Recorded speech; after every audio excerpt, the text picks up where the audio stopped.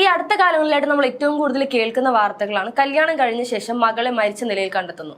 അപ്പോൾ ഈ ഒരു മരണത്തിന് ശേഷം പല മാതാപിതാക്കളും രംഗത്ത് വന്നിട്ട് പറയുന്ന വാക്കുകളാണ്, ഇവളെ ഭർത്താവ് കൂടുതൽ ഉപദ്രവിച്ചിരുന്നു, കുറെ നാളുകളായിട്ട് ഉപദ്രവം സഹിച്ചിട്ട് തീരെ സഹിക്കാൻ വയ്യാഞ്ഞിട്ടാണ് അവൾ മരണപ്പെട്ടത്, അവൾ മരിച്ചതല്ല കൊന്നതാണ്, ഭർത്താവ് കൊന്നതാണ് എന്നുള്ള രീതിയിൽ പല മാതാപിതാക്കളും പറയുന്നുണ്ട്.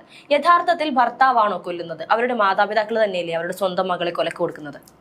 നമുക്കതിനെ മാതാപിതാക്കൾ മാത്രമാണെന്ന് ജനറലൈസ് ചെയ്ത് പറയാൻ പറ്റത്തില്ല. കാരണം അതിനൊരു സൊസൈറ്റി കൂടെ അതിനൊരു കാരണമാണ്. പല പ്രശ്നങ്ങൾക്കും നമ്മൾ ഈ ഒരു ഗവൺമെന്റിനെ കുറ്റം പറയുന്നു. ഈ ഒരു ഗവൺമെന്റ് വരുന്നതിന്റെ പ്രശ്നമാണ്, അല്ലെങ്കിൽ ഈ ഗവൺമെന്റിന്റെ പ്രശ്നമാണ് ഈ കാണുന്നത്. ശരിക്കും ഇതൊക്കെ സിസ്റ്റത്തിന്റെ പ്രശ്നം തന്നെയാണ്. ഒരു പെൺകുട്ടിയെ സംബന്ധിച്ചിട്ട് അത് ജനിച്ച് വളർന്നു വരുന്ന ഓരോ പീരീഡ് ഓഫ് ടൈമിൽ തൊട്ട് അവരൊരു ജഡ്ജ്മെന്റ് സൊസൈറ്റിയുടെ ഉള്ളിലാണ് നിൽക്കുന്നത്. നിങ്ങൾ ഇങ്ങനെ ആകാൻ പാടുള്ളൂ, ഇതിന്റെ അപ്പുറത്തേക്ക് ആവാൻ പാടില്ല. അപ്പൊ നമ്മൾ ഒരു കല്യാണം കഴിഞ്ഞ് നമ്മൾ സ്വന്തമായിട്ടൊരു പാർട്ട്ണറിനെ തെരഞ്ഞെടുക്കുകയാണെങ്കിൽ നമ്മൾ തെരഞ്ഞെടുത്തതിന്റെ പ്രശ്നമാണ് എന്ന നിലയിൽ നമ്മൾ ജഡ്ജ് ചെയ്യും. അതിന്റെ അപ്പുറത്തേക്ക് ഇനിയിപ്പോ ഒരു അറേഞ്ച്ഡ് മാരേജ് ആണ്, ഫാമിലി എല്ലാം ഇഷ്ടപ്പെട്ട് നമ്മൾ കല്യാണം കഴിക്കുകയാണെങ്കിൽ ആ ഒരു കുടുംബത്തിന് എന്തെങ്കിലും പ്രശ്നം ഉണ്ടാകുമോ, നമ്മളപ്പോൾ അവിടെ എന്തെങ്കിലും ചെയ്തിട്ട് അല്ലെങ്കിൽ നമ്മുടെ എന്തോ പോരായ്മ കുറവാണ് പറയുന്ന ഒരു അങ്ങനെയുള്ള ഫാമിലിയിൽ പറയുന്ന പ്രധാനമായിട്ടും പറയുന്ന ഒരു കാര്യം, ഇങ്ങനെയാണ് കുടുംബജീവിതം, കുറച്ചൊക്കെ സഹിച്ചെങ്കിലാണ്, സ്ത്രീകൾ കുറച്ചൊക്കെ സഹിച്ചെങ്കിലാണ് മക്കൾക്ക് ഭാവിയിൽ ചൂണ്ടിക്കാണിക്കാൻ അച്ഛനുണ്ടാകുള്ളൂ. അമ്മയും ഇതുപോലെ സഹിച്ചാണല്ലോ വന്നത് എന്ന് പറയുന്ന ഒരു ക്ലീഷേ ഡയലോഗും കൂടെ ഉണ്ടാകും. ഈ ഒരു അഡ്ജസ്റ്റ്മെന്റിന്റെ ആ ഒരു ഫാക്ടർ പറഞ്ഞുകൊണ്ടാണ് ഈ പറയുന്ന ഈ മരിച്ചെന്ന് പറഞ്ഞ് അല്ലെങ്കിൽ മരണപ്പെട്ട ഈ ഓരോ പെൺകുട്ടികളും അവരവരുടെ വീട്ടുകളിൽ ഈ ഒരു കാര്യങ്ങളൊക്കെ ചർച്ച ചെയ്തിട്ടുള്ളവർ തന്നെയാണ്. ആരും ഹൈഡ് ചെയ്തിട്ടുള്ള കാര്യങ്ങളൊന്നും അല്ല. ഇവരുടെയൊക്കെ മാതാപിതാക്കൾ പറഞ്ഞിട്ടുള്ളതും ഇങ്ങനെ ഉപദ്രവിക്കുമായിരുന്നു, അല്ലെങ്കിൽ അയാൾ ഇത്ര വലിയ സൈക്കോ ആയിരുന്നു, ഇങ്ങനെ തന്നെയാണ് പറഞ്ഞിട്ടുള്ളത്.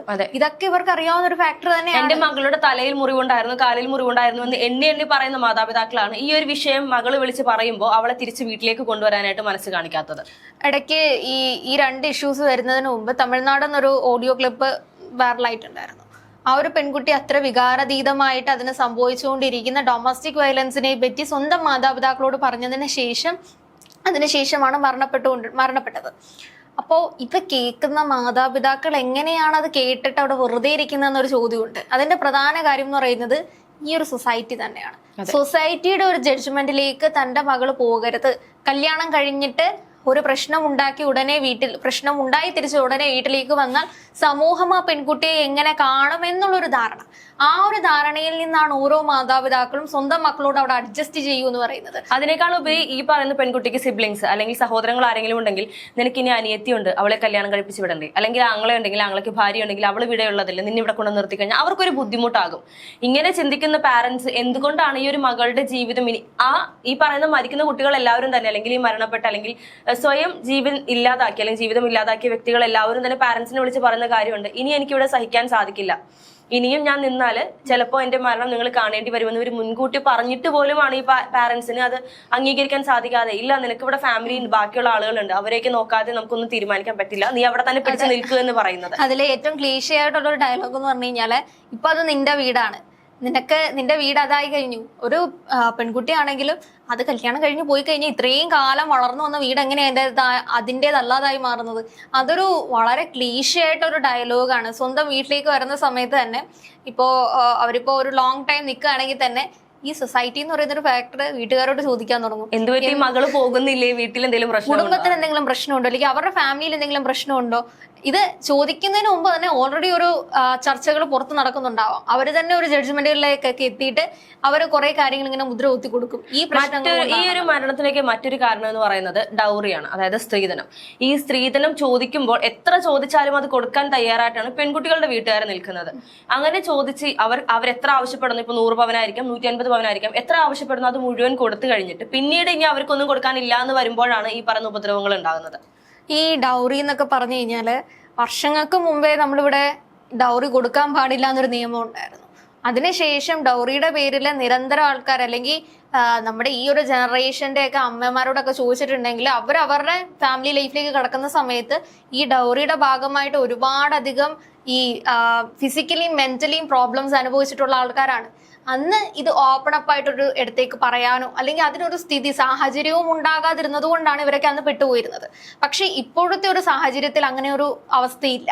ഒരാളൊരു ഡൗറിക്ക് ഒരു പ്രശ്നം ഉണ്ടായി എന്ന് പറഞ്ഞു കഴിഞ്ഞാൽ ഒരു പുരുഷ സംഘടനയും പോയി ആരെയും സപ്പോർട്ട് ചെയ്യത്തില്ല. കുഴപ്പമില്ല, ഡൗറി അല്ലേ വാങ്ങിച്ചോ എന്നുള്ള രീതിയിലില്ല. കാരണം നിയമം വളരെ ശക്തമാണ്. പക്ഷെ എന്നാൽ പോലും ഇത് പുറത്തു പറയാനായിട്ട് ആരും തയ്യാറല്ല എന്നുള്ളതാണ്. കാരണം ഡൗറി നൽകരുത് അല്ലെങ്കിൽ സ്ത്രീധനം എന്റെ മകൾക്ക് ഞാൻ കൊടുക്കില്ല എന്ന് പറഞ്ഞ് മകളെ 18 വയസ്സ് അല്ലെങ്കിൽ 20 വയസ്സ് വരെ വളർത്തുന്ന പാരന്റ്സ് പിന്നീട് ആ കുട്ടീനെ കല്യാണം കഴിപ്പിച്ച് വിടുന്ന സാഹചര്യത്തിൽ പുരുഷന്റെ വീട്ടുകാർ എത്ര ചോദിക്കുന്നത് കൊടുക്കാൻ തയ്യാറായി നിൽക്കും.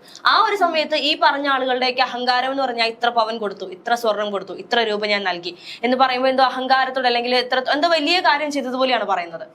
ഹർഷ, നമ്മുടെ വിസ്മയുടെ കേസ് വന്നതിന് ശേഷം കുറേയധികം ആൾക്കാർ വിസ്മയ്ക്ക് വേണ്ടി വിലപിക്കുന്നുണ്ടായിരുന്നു. കാരണം വിസ്മയ്ക്ക് നല്ല ജോലിയുണ്ട്, അല്ലെങ്കിൽ അത്രയും നല്ല ഒരു പെൺകുട്ടിയാണ്, അത്രയും ഡൗറി കൊടുത്ത് കല്യാണം കഴിപ്പിച്ചതാണ്, ഡൗറിയുടെ പേരിൽ ഉണ്ടായ മാനസിക പീഡനങ്ങൾ കൊണ്ടാണ് വിസ്മയ നഷ്ടപ്പെട്ടത്. അതിനുശേഷം എത്രയോ ആൾക്കാരോട് വിവാഹം കഴിച്ചു. നമുക്ക് തന്നെ ഇപ്പോൾ റീൽസിനകത്ത് നോക്കിക്കഴിഞ്ഞാൽ അറിയാം, 100 പവനും 150 പവനും ഇട്ടിട്ട് വളരെ ആഡംബരമായി കല്യാണം നടത്തുന്ന ആൾക്കാരുണ്ട്.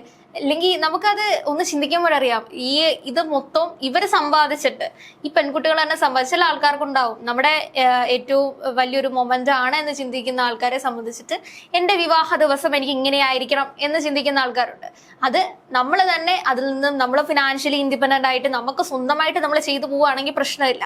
പക്ഷെ ഇങ്ങനൊരു ഭാരം കൊണ്ടുവന്ന് നമ്മൾ ഫാമിലിയുടെ കയ്യിൽ സ്ട്രെസ് കൊടുത്തിട്ട് അതേപോലെ തന്നെ ഒരാള് നമ്മുടെ മകളെ അല്ലെങ്കിൽ മകളെ വിവാഹം കഴിക്കാൻ വരുന്ന സമയത്ത്, അല്ലെങ്കിൽ ഈ സഹോദരനാണെങ്കിൽ സഹോദരന്മാരുടെ പ്രധാന പ്രശ്നമാണ് പെങ്ങളെ കല്യാണം കഴിപ്പിക്കാൻ വേണ്ടി ഇത്രയും സ്ട്രെസ് അനുഭവിക്കുന്ന കുറേയധികം പുരുഷന്മാരോട് ഇവിടെ ഉണ്ട്. അത് നമ്മൾ ആലോചിക്കണം. പലരെയും ഒരു 10-20 വയസ്സ് കഴിഞ്ഞാൽ തന്നെ ഫാമിലിയുടെ മുഴുവൻ സ്ട്രെസ് കൊണ്ട് കൊടുക്കുക.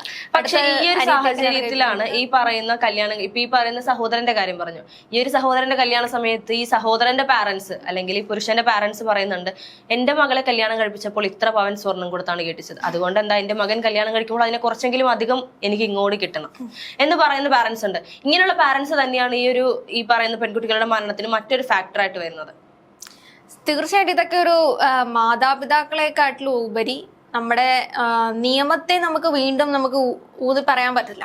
കാരണം നിയമത്തെ സംബന്ധിച്ചിട്ട് ഇത്തരം കേസുകൾ അവിടെ പോയി റിപ്പോർട്ട് ചെയ്താൽ മാത്രമേ നമുക്ക് ആക്ഷൻ എടുക്കാൻ പറ്റുള്ളൂ. കാരണം ഇതിന് മുൻപ് കോഴിക്കോട് നിന്നൊരു കേസ് വന്ന സമയത്ത് കൃത്യമായി ഡൊമസ്റ്റിക് വയലൻസിന് നമ്മളുടെ കേസ് എടുത്തിട്ടുള്ളതാണ്.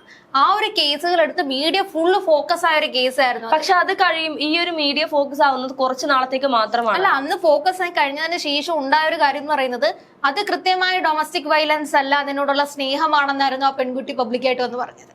ഇങ്ങനൊരു ഫാക്ടർ കൂടി ഇതിനകത്തിലുണ്ടെന്നുള്ളതാണ്. കാരണം നമ്മൾ നിയമത്തെ സംബന്ധിച്ചിട്ട് നമുക്ക് ഡയറക്റ്റ് പോയി ആക്ഷൻ എടുക്കാൻ പറ്റില്ല. അതിന്റെ അപ്പുറത്തേക്കും ഇത്തരം കേസുകളോടൊപ്പം റിപ്പോർട്ട് ചെയ്താൽ മാത്രമേ എടുക്കാൻ പറ്റത്തുള്ളൂ. അല്ലെങ്കിൽ നമുക്ക് ഈ വനിതാ കമ്മീഷനൊക്കെ ആണെങ്കിലും സ്വമേധയാ കേസ് എടുക്കുന്നതാണെങ്കിലും ഇത് അവരുടെ പ്രത്യക്ഷത്തിൽ വന്നാൽ മാത്രമേ നമുക്ക് അറിയാൻ പറ്റുള്ളൂ. പലയിടത്തും ഇത് ഹൈഡ് ചെയ്യപ്പെടുകയാണ്. ഫാമിലിക്കകത്ത് തന്നെ എത്രയോ ചർച്ചകളിനകത്തിൽ ചില പ്രശ്നങ്ങളൊക്കെ, അല്ലെങ്കിൽ ഈ ഡൗറി അതേപോലെ തന്നെ ഉപദ്രവിക്കുന്നത്, വയലൻസ്, ഇതൊക്കെ നമുക്ക് ചർച്ച ചെയ്ത് മാറ്റാൻ പറ്റുന്നൊരു കാര്യമല്ല. അതൊക്കെ അവരുടെ മാനസികമായ ഒരു പ്രശ്നം കൊണ്ട് തന്നെ ഉണ്ടാവുന്ന കാര്യങ്ങളാണ്. മറ്റൊരാളുടെ ഇന്ന് ഡിമാൻഡ് ചെയ്ത് വാങ്ങിക്കുക എന്ന് പറയുന്നത് അതൊക്കെ മാനസിക പ്രശ്നങ്ങൾ തന്നെയാണ്. ചെറിയ ചെറിയ പണക്കങ്ങളൊക്കെ നമ്മൾ ഫാമിലി ആയിട്ട് കൂട്ടം ചേർന്നൊക്കെ ഓക്കെ പറഞ്ഞു ആ ഒരു രീതിയിൽ വിടാറുണ്ട്. പക്ഷേ ഈ പറയുന്ന പാരന്റ്സ് ഇപ്പം പെൺകുട്ടികളുടെ മരണത്തില് ഇപ്പം ഇഷ്ടംപോലെ വാർത്തകൾ നമ്മൾ കേൾക്കുന്നുണ്ട്. ഇപ്പൊ ഇന്നലെയും ഇന്നും മിനിയാന്നൊക്കെയാണ് നമ്മൾ വാർത്തകൾ, നാളെയും നമ്മൾ ഇതുപോലെ ഒരു പെൺകുട്ടിയുടെ മരണ വാർത്ത എന്തായാലും കേൾക്കും. കാര്യം ഇതാണ് നമ്മുടെ സൊസൈറ്റി എന്ന് പറയുന്നത്. അപ്പോൾ ചിന്തിക്കേണ്ടത്, ഈ മരണത്തിന് ശേഷം പാരന്റ്സ് രംഗത്ത് വന്ന് മാധ്യമങ്ങളുടെ മുൻപിൽ വന്ന് എന്റെ മകളെ കൊന്നത് ഇവനാണ്, അല്ലെങ്കിൽ ഭർത്താവ് തന്നെയാണ് മകളെ കൊന്നത് എന്ന് പറയുമ്പോൾ അവർ ചിന്തിക്കേണ്ടത്, ഇങ്ങനെ ഒരു കൊലപാതകത്തിന് അല്ലെങ്കിൽ ഇങ്ങനെ ഒരു മരണത്തിന് കാരണമായിട്ടുണ്ടെങ്കിൽ അല്ലെങ്കിൽ ഇങ്ങനെ ഒരു അവസ്ഥയിൽ എത്തിയിട്ടുണ്ടെങ്കിൽ അതിന് പ്രധാനപ്പെട്ട കാരണം ഈ പറയുന്ന സ്വന്തം മാതാപിതാക്കൾ തന്നെയാണ്.